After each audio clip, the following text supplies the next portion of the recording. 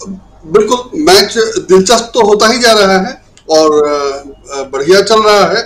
और जिस ढंग से मोदी जी और अमित शाह आक्रामक हो रहे हैं या जो आरोप लगा रहे हैं, तो वो अपनी बात खुद कर रहा है। मतलब मुझे लगता है कि उसका जवाब देने की भी जरूरत नहीं है। अब ये कहना कि वो लोग जीतेंगे तो अपने बच्चे चीफ मिनिस्टर बनेंगे, और जैसा भी कहा कि वो जीतेंगे तब ना बनेंगे, तुमने तो पहले बना दिया। तो अब ये सब लोग जानते हैं, मतलब और ये सब मतलब याद रखने की बात है। जो याद रखने वाले हैं उनको याद है, और जिनके लिए ये मैटर नहीं करता उनके लिए नहीं करता है। लेकिन जब आप बोलेंगे तो वाकई जो लोग भूल गए थे वो याद आ जाएगा। ये अमित शाह को सुनकर मुझे याद आया कि सुषमा स्वराज की बेटी को पिछले दिनों इसमें शामिल कर लिया गया था, और तुरंत उनके क्लाइंट हैं जो मोदी जी, वहां से उन्होंने कह दिया था कि हम राहुल गांधी के खिलाफ मुकदमा करेंगे वगैरह वगैरह। तो ये सब कनेक्शन दिखाई दे रहा था और दब गया था। मैंने अब चूंकि वो मामला राहुल गांधी के मेंबरशिप वाला कोर्ट में है तो दब गया था, लेकिन अमित शाह ने बोला तो वो अपने आप फिर सामने आ गया, फिर लोगों को याद आ गया। जैसे मुझे आया वैसे सब लोगों को याद आया होगा। तो जवाब देने की जरूरत है कि नहीं, उस पर मैं एक स्पष्ट राय नहीं रख पा रहा हूं, क्योंकि मुझे लगता है कि वो काम ये लोग खुद ही कर ले रहे हैं।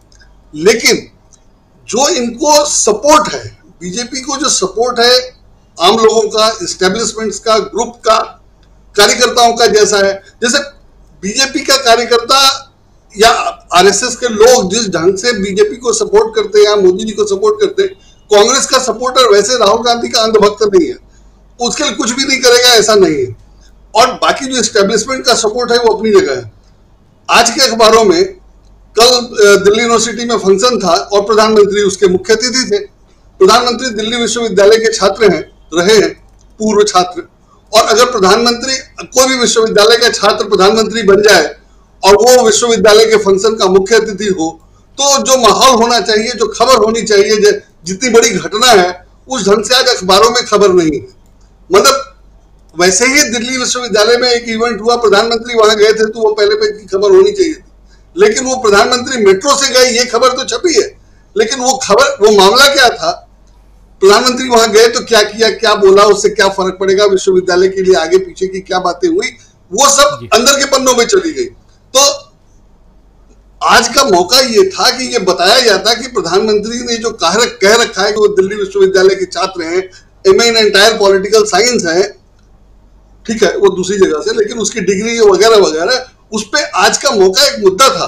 मुझे लगता है कि अखबारों ने छोड़ दिया और ये उनका सपोर्ट है।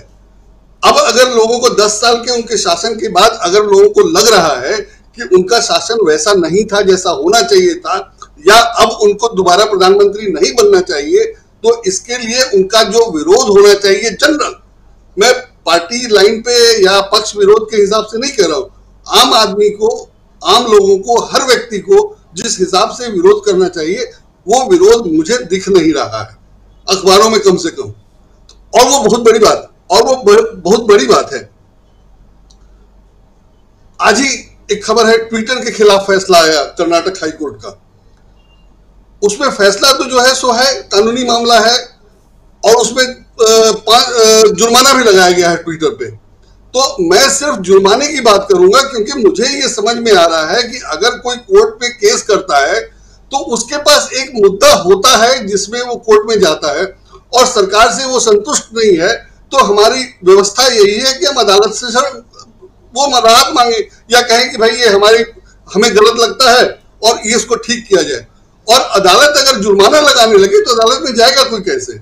वैसे ही भारत में अदालत में मुकदमा लड़ना बहुत मुश्किल और खर्चीला काम है, कोई अदालत में नहीं जाता है।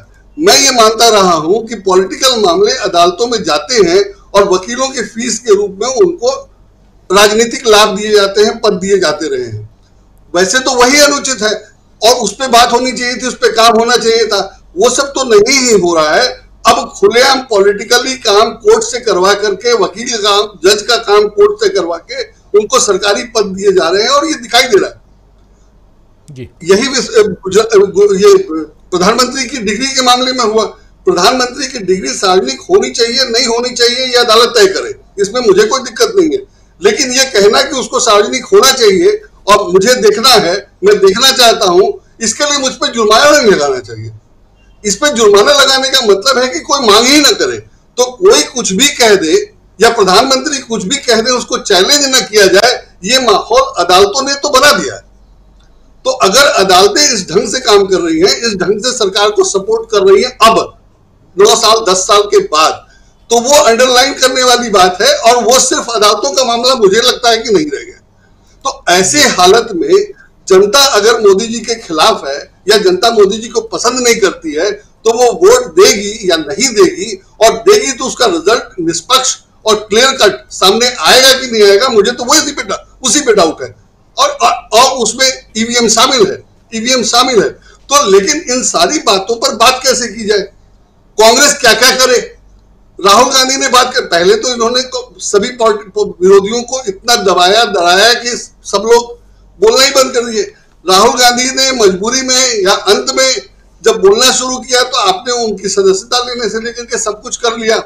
उस पर जो टाइम लग रहा है, जो हो रहा है, कोर्ट के फैसला आने में जितना टाइम लगा और उसके बाद जो सुनवाई होने में जो टाइम लग रहा है, उस सबसे दिखाई पड़ता है कि सरकार को कोर्ट का, अदालतों का या न्यायपालिका का कहिए, जो भी कहिए, उसका समर्थन है। तो अगर सरकार को इस तरह से कोर्ट का, आम लोगों का, ग्रुप्स का समर्थन है खराब काम करने पर या नहीं काम करने पर या अच्छा काम करने पर, मैं उसकी बात नहीं कर रहा हूं। मैं सिर्फ ये कह रहा हूं कि कोई खुलकर सरकार का इतना सपोर्ट कर रहा है अगर, तो जो चुनाव होगा क्या वो निष्पक्ष और सही हो पाएगा? और जब वही नहीं हो पाएगा तो हमको उसमें इन्वेस्ट करने या उसमें माथापच्ची करने का कोई मतलब है? या राहुल गांधी जो कर रहे हैं उसका इफेक्ट हो पाएगा? मुझे उस पर डाउट है। और सबसे जरूरी मुझे लगता है कि लेवल प्लेइंग फील्ड हो और तभी चुनाव हो। जब तक लेवल प्लेइंग फील्ड नहीं होगा तब तक चुनाव नहीं होगा। Narendra Modi, BJP, RSS emergency की जो आलोचना करते हैं, उसके मुकाबले अभी की स्थिति बहुत खराब है, इसमें कोई दो राय नहीं है।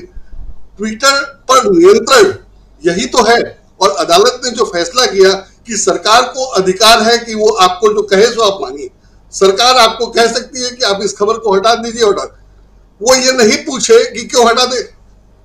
यही तो मामला है, और हाईकोर्ट ने लगभग ऑर्डर कर दिया है। मोटा मोटी अगर हम लोग कानून बहुत नहीं समझते हैं और हम लोग कानून को उस ढंग से ना देखें, तो मोटा मोटी यही समझ में आ रहा है कि सरकार चाहती है कि ट्विटर से कहे कि इस खबर को हटा दो, और अदालत ने कह दिया कि हाँ आपको हटा देना है। क्यों हटा देना चाहिए?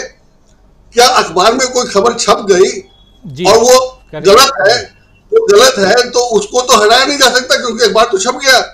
तो क्या उसके खिलाफ कार्रवाई नहीं होनी चाहिए जिसने खबर गलत दी है? होगी ही, होनी ही चाहिए। लेकिन ट्विटर में अगर ट्विटर खबर नहीं हटाता है या पोस्ट नहीं हटाता है तो सरकार ने कोई कार्रवाई नहीं की। और अगर सरकार को लगता था कि उसको हटाना जरूरी है तो सरकार ने उसके खिलाफ कार्रवाई क्यों नहीं की थी? सरकार जो अपने स्तर पे कार्रवाई कर सकती है, एफआईआर कर सकती है, पुलिस की जांच करवा सकती है, गिरफ्तार करवा सकती है, वो सरकार नहीं करवा रही और कह रही कि ट्विटर पोस्ट हटा दे। और अदालत ने ऑर्डर कर दिया कि वो ठीक है। मैं इसका लीगल मामला बिल्कुल नहीं समझता हूं कि लीगली इसमें क्या है, लेकिन मोटे तौर पर संजय जी एक्चुअली हम लोग थोड़ा